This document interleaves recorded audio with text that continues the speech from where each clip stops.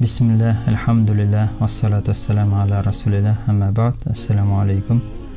Ya Payg'ambar sallallohu alayhi vasallamning bir hadisini ayta ketgan jön ko'rib o'tirman.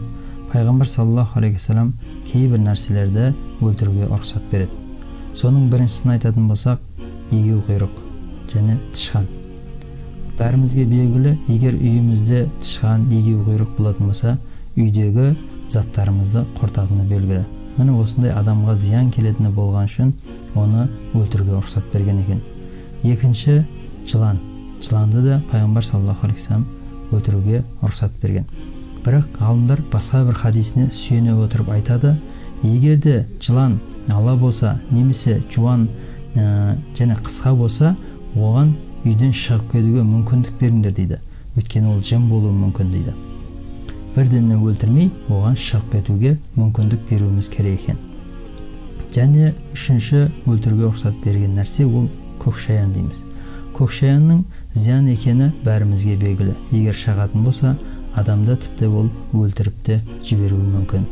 Міне осы зияны болған себепті оны өлтіруге рұқсат екен. Және де төртінші Пайғамбар саллаллаху алейхи вассаламның өлтіруге рұқсат бергені жабайы ит.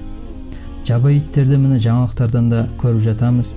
Оқушы балаларға шауып, тіпті үлкен кісілерге шауып, өлтіріп те жіберіп жатады адамдардың өзіне. Міне осындай зиянды болған себепті жабайы иттерді де адамға қарсы болып адамға шабатын иттерді өлтіруге рұқсат берген екен.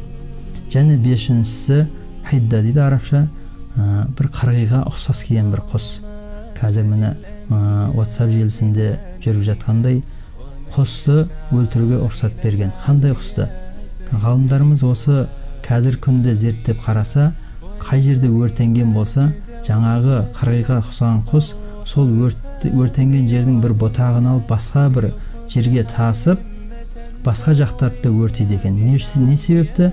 Сол өртенген жерден қашқан тышқандарды аулау үшін, өзінің жемтігі қылу үшін адамдарға зиян келетін осындай өрт шығаратын құс екен. Өрт шығарғанда сол болған өртті әр жерге жаюшы құс. Міне сол себепті ол құсты да өлтіруге рұқсат берген екен. Ва ахиру дауана анил хамдулиллахи rabbil alamin. Амин.